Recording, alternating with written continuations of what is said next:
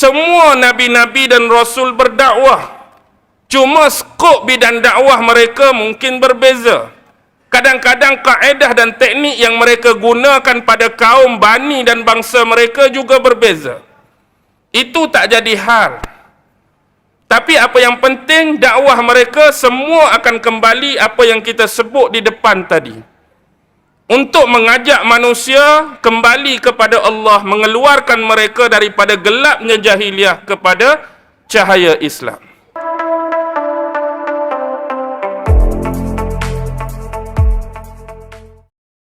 Baik, bila sebut ni, dia ada rahsia-rahsia dakwah. Kebiasaannya ulama-ulama menyebut ada 4 rahsia-rahsia dakwah.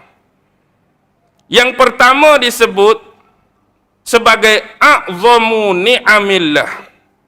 Sebesar-besar nikmat yang diberi dan dikurniakan oleh Allah Subhanahu wa ta'ala. Bila mana seseorang tu Allah cenderungkan hati dia, Allah muyulkan dia dan menempatkan dia di barisan para-para da'i, para-para penyebar agama, para-para pembentuk masyarakat, maka ucapkanlah alhamdulillah bila Allah letakkan kita sebahagian daripada tempat tersebut. Walaupun kita tahu tugas ini begitu besar dan dia membawa kepada kesukaran dalam macam-macam hal. Dan kita perlu ingat, selalu diwar-warkan tugas dakwah ini adalah tugas para nabi. Tugas dakwah ini adalah tugas para rasul yang terdahulu. Kita sedia maklum, benda ni difirman dan diwahyukan sendiri oleh Allah. Bagaimana kisah bermula daripada Nabi Adam sampailah kepada yang terakhir, Muhammad sallallahu alaihi wasallam, tidak akan langsung terlepas daripada ruang dan konteks dakwah. Semua nabi-nabi dan rasul berdakwah. Cuma skop bidang dakwah mereka mungkin berbeza. Kadang-kadang kaedah dan teknik yang mereka gunakan pada kaum Bani dan bangsa mereka juga berbeza. Itu tak jadi hal. Tapi apa yang penting, dakwah mereka semua akan kembali apa yang kita sebut di depan tadi. Untuk mengajak manusia kembali kepada Allah, mengeluarkan mereka daripada gelapnya jahiliah kepada cahaya Islam. Dan bila sebut tentang tugas para nabi dan rasul, alhamdulillah, mereka telah melakukan tugas amanah dan tanggungjawab mereka dengan sebaik-baiknya. Yang hari ini kita boleh ambil ikutan, kita boleh ambil teladan daripada sejarah dan kisah-kisah mereka sebagai panduan. Bukan sahaja dalam aspek kehidupan, bahkan dalam aspek penyebaran dakwah ini. Bagaimana bentuk penceritaan Allah bila nabi-nabi ini berhadapan dengan kaum masing-masing? Bagaimanakah perkataan-perkataan yang digunakan oleh mereka? Bagaimanakah kaedah-kaedah dan teknik yang digunakan oleh mereka? Bagaimanakah cara mereka berdakwah dan mereka menyeru? Ini adalah amat penting. Kenapa Allah menceritakan tentang kisah para nabi dan kisah para rasul? Tetapi kita harus ingat, bila diletakkan orang yang menyeru dan orang menerima seruan ini dalam barisan para nabi dan para rasul, di sini kita ada sedikit ghalat. Kita ada sedikit segan. Kita ada sedikit rasa macam tak kena. Walaupun yang sebenarnya memang demikian. Siapa yang buat kerja dakwah, siapa yang sebarkan agama, dia akan duduk dalam barisan para nabi dan rasul. Awak yang jadi galat, awak yang jadi rasa tak kena. Sebab bila kita merasakan duduk dalam barisan ni tak padan dengan kita. Tu barisan siapa? Barisan nabi, di dalamnya ada nabi. Tu barisan siapa? Barisan rasul, di dalamnya ada rasul. Balik pada kita, aku ni siapa? Oi, jauh nak letak pada barisan nabi, jauh nak letak pada barisan rasul. Walaupun itu disebut secara umum ni, dia menyebabkan bebanan dan ghalat pada kita bila kita merasakan serba-serbi lemah dan kurang kita. Nak bawa benda besar ni, benda yang Nabi bawa, benda yang Rasul bawa, mampu dah aku dengan ilmu hak ada ni, dengan kudrat hak ada ni, dengan tenaga hak ada ni, dengan serba-serbi lemah dan kurang untuk masuk dalam barisan tersebut. Kita tahu, kita faham dan kita sedar ilmu mana yang kita ada, banyak mana yang kita ada, tenaga apa yang kita ada, kemampuan yang kita ada, kita sedar. Ada segala-galanya lemah, ada segala-galanya kurang. Tetapi disebabkan kewajipan atas dasar tadi, hak berasa lemah ni cuba kuatkan diri, hak berasa kurang ni cuba gagahkan diri, hak berasa tak cukup ni cuba untuk mencukupi, hak berasa tak ada ni hari-hari belajar nak suruh sentiasa banyak. Walaupun apa yang kita buat tu tetap tak mendatangkan sempurna dan komplit. Tapi dalam keadaan tu pun kita mampu untuk gagahkan diri. Hak siang-siangnya lah, hak petang-petangnya lah, hak malam-malamnya lah, hari-hari setiap masa buat kerja dakwah. Tujuan apa? Nak tarik dan nak paling orang kembali pada Allah. Kita nak suruh orang berada di jalan yang betul. Bukan nak suruh orang pi cari jalan sesat. Bukan nak suruh orang pi cari jalan yang menyeleweng. Tetapi kadang-kadang kita fahamlah, bila kita seru orang pada jalan kebaikan, bila kita seru orang pada jalan Allah, kita akan terima dua benda. Tak dapat tidak. Ada orang yang suka, ada orang tak suka. Ada orang yang terima, ada orang yang tolak. Ada orang yang suka, ada orang yang benci. Ada orang yang suka, ada orang yang meluat. Ada orang suka, ada orang menyampah. Rasa pelik tak? Pasal apa bila aku nak cakap benda baik, orang benci? Aku nak ajak orang pada jalan Allah, orang meluat. Aku nak ajak orang pada jalan kebaikan, orang menyampah. Why?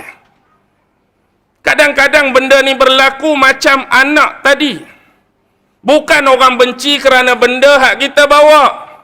Bukan orang meluat kepada benda yang kita bawa. Bukan orang menyampah kepada benda yang kita bawa.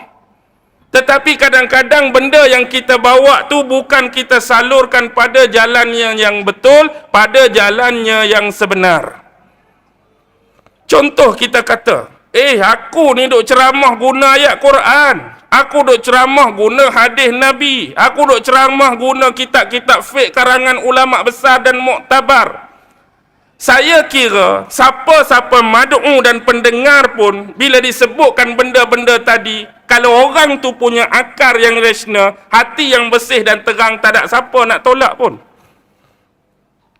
Kalau hati dia bersih dan terang, takkan dia nak tolak ayat Al-Quran. Kalau hati dia bersih dan terang, takkan dia nak tolak hadis dan sunnah Nabi. Kebanyakan bukan berkisar pada tu. Hak orang tolak tu bukan sebab kita baca ayat. Orang tolak bukan sebab kita baca hadis. Tapi kadang-kadang unsur penolakan berlaku kerana kita tidak cermat. Ulama dulu tafsir macam ni, kita pergi tafsir kod lain. Ulama dulu hurai macam ni, kita hurai kod kepala otak sendiri. Ulama dulu berhujah macam ni, kita pergi berhujah cara lain.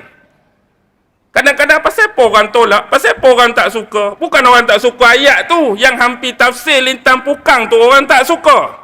Bukan orang tak suka pada hadis tu, tapi hampir hurai dengan cara yang tak betul tu yang orang tak suka. Jadi bila orang teguk hak jenis hati tisu ni, apa jadi? Dia nak ceramah kat orang, dia nak dakwah orang, tapi dia sendiri tu jenis hati tisu. Tak betul ini ustaz. Oleh orang kata macam tu pun muka berubah dah. Dah orang tegur tak betul, alhamdulillah lah. Ni berubah dah, seolah-olah tak boleh nak tegur. Seolah-olah apa yang dia buat tu totally, complete, perfect, tak ada salah. Kita ni dalam duk bercakap depan orang sejam, 2 jam, 3 jam, mesti ada benda-benda yang terlepas, benda-benda yang tak perasan, tersalah, tersilap. Biasalah. Kalau orang tegur, alhamdulillah, orang nak betulkan kita. Ni kita jenis rasa merajuk dah, marah dah. Bila kena lagu tu, Pengurusi masjid Sungai Kuning, kira saya ni last dah mari masjid ni, saya tak mari dah sebab tadi ada pakcik tegur saya. Letih dah lagu tu, kerana orang tegur kita, tak mari dah. Lepas tu kita rasa komplit ke kita? Rasa sempurna ke kita? Tak ada. Maksudnya kita kena pegang, Allah hantar seseorang tu nak tegur salah kita. Allah hantar seseorang tu nak tegur kesilapan kita. Patut kita berlapang dada dengan teguran daripada orang. Kita tak sedap tadi kita duk bercakap, bestnya duk pegang mikrofon ni 2 jam, 3 jam. Ada yang tersilap cakap, ada yang tersalah sebut, ada yang tersilap nombor ayat, ada tersilap nama periwayat imam tu imam ni. Biasalah. Kita sedar tu kelemahan kita, kekurangan kita. Jadi jangan jadi hati tisu. Kalau hati tisu, sebulan boleh jadilah penceramah. Sebulan boleh jadi pendakwah. Orang tu duk tegur, orang ni duk tegur, putus asa, futur. Maksudnya belajarlah lagi. Bukan tinggal terus bidang ni. Boleh faham tak setakat ni? Bukan marah, suara kuat sikit. Jarang saya nak ceramah serius macam ni. Saya lebih suka santai-santai ya, sebab benda ni penting. Baik, sambung. Tu yang pertama. Kadang-kadang kita dah ceramah benda elok, benda baik, hak tersalah tu tersalah lah. Satu lagi betul dah, tak ada tersalah. Kalau hang nak tegur ustaz tu sebab dia tak betul, sebab dia tersalah, sebab dia tersilap cakap, okey lah. Tapi aku ceramah ni benda dah baik, tapi tak tersalah, tapi tak tersilap cakap. Orang benci juga, orang meluat juga, orang tak suka juga. Pasal apa? Bila fikir-fikir kadang-kadang betul dah guna Quran, guna sunnah. Tak ada kesilapan, tak ada kecacatan. Tapi sebab apa? Sebab bentuk kita ceramah, bentuk kita tegur orang tu orang tak suka. Kita ceramah dengan cari aib orang. Kita ceramah duk buka aib orang. Kita ceramah duk maki orang tu. Kita ceramah duk sumpah orang ni. Kita ceramah duk seranah orang tu. Kadang-kadang orang benci dan meluat. Walaupun hak kita kata tu betul, hak kita kata tu tak salah. Tapi ada orang tak suka benda-benda macam ni. Tambah-tambah dalam masjid duk sumpah orang tu, duk caci orang tu, duk maki orang ni. Dan ini berlaku pada sesetengah pendakwah. Dan sebab kita sebut ni berlaku. Tak kira lah siapa pun, hatta saya sendiri pun benda tu tak elok.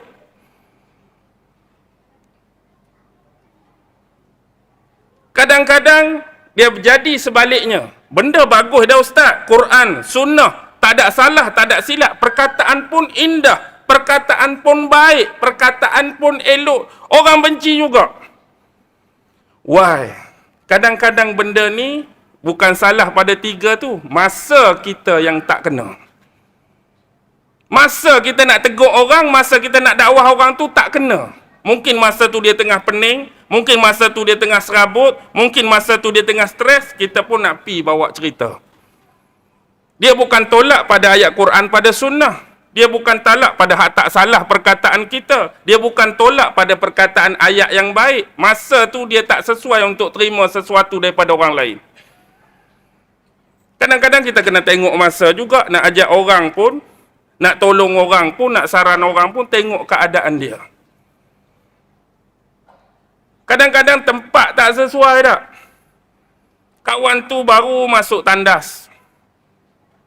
Kita pula duk luar pintu tandas. Mengikut sunnah Nabi. Kawan tu duk tengah berak, duk tengah memerut. Kita kena perberatkan sedikit masa duk mencangkung tu ke arah kanan. Kawan tu pun Allah. Kita duk luar noh, duk ceramah. Kepala kena tutup dengan kain. Sesuai ke tak sesuai? Benda kita cakap tu betul. Benda kita cakap tu elok. Tapi kita duk depan pintu tandas, dia duk tengah berak. Ni contoh yang agak lawak lah. Saya nak bagi senang faham. Jadi tak boleh ke dia selesai basuh, dia selesai flush dulu, duduk elok-elok minum teh baru sebut benda tu? Tak boleh ke? Boleh. Tapi ni nak cakap kesilapan-kesilapan yang berlaku yang mengarah kepada penolakan.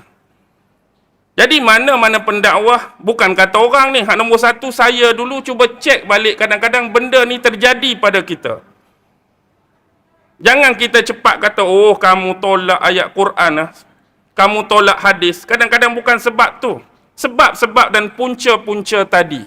Kemungkinan-kemungkinan ini boleh berlaku pada sebarang pendakwah dan pada sesiapa pun. Itu nombor satu. Yang kedua rahsia dia ialah apa? Hasanul a'mal. Tugas dakwah ini ialah sebaik-baik amalan. Tadi kita sebut tentang sebesar-besar nikmat. Kenapa sebaik-baik amalan? Kerana dakwah ni begitu identik, begitu sinonim dengan kebaikan. Apa saja yang keluar daripada dakwah itu baik, apa saja yang berakhir dengan dakwah itu juga baik. Kerana dakwah ni dimulakan dengan niat yang baik, perkataan-perkataan yang baik, sumber-sumber yang baik, akhlak-akhlak yang baik, amalan-amalan yang baik, penghayatan-penghayatan yang baik. Kita kira dari sudut positif. Semua benda tu terikat, integrate. Satu kebaikan bertali dengan satu kebaikan yang lain, tak pernah putus. Contoh bila kita mendakwahkan ilmu dan kebaikan pada orang lain. Kita pindah ilmu kita yang kita belajar dulu daripada guru kita. Kita start saja pindahkan ilmu tu, guru kita dapat pahala. Bahkan sebelum kita sampaikan ilmu ni, ilmu hadut dengan kita tu kita duk amal, guru kita dapat. Ilmu hadut dengan kita pun guru kita dapat. Ilmu yang kita sebab pula tu kita dapat. Ilmu yang kita sendiri amal tu guru kita dapat. Dan sekarang kita pindahkan pula pada orang lain. Bukan kata dia akan berhenti, dia akan kerat pada guru tu. Bila kita yang pindah, ilmu yang kita pindah tu bila orang dapat kat kita. Bila kita pindah, orang amal tu dapat kat kita. Orang beramal tu dapat kita, guru kita tak dapat. Tak dapat ke guru kita? Ke dapat juga? Dapat. Jadi kalau dapat, atas lagi dapat, atas lagi dapat, atas lagi dapat. Sebelum dunia ni kiamat, selama mana ilmu yang kita pindah tadi berterusan, bertali arus, dan diamalkan oleh orang lain daripada satu tingkat ke satu tingkat, satu generasi ke satu generasi, kita tetap akan mendapat habuan dan imbalannya. Benda-benda inilah yang kita nak bawa jumpa Allah. Tapi kalau kita bincang secara umum, tertakluk banyak lagi lah. Tapi sebab kita nak bincang dakwah dari sudut umum dan kepositifannya. Bila nak sebut hak tak positif, kadang-kadang orang berdakwah, ada sebab bukan kerana Allah, sebab benda lain. Kalau kita nak bincang tu, dia jadi lagi panjang. Ada orang nak berdakwah bukan kerana Allah, kerana duit. Ada orang nak berdakwah bukan kerana Allah, kerana nak nama. Ada orang berdakwah bukan kerana Allah, kerana nak masyhur, kerana nak populariti. Itu dia akan jadi panjang. Jadi umum malam ni kita bincang positifnya dakwah. Memang akan dapat semua benda-benda tadi. Dan kita kena tahu kebaikan ini akan berterusan. Dan inilah yang kita nak.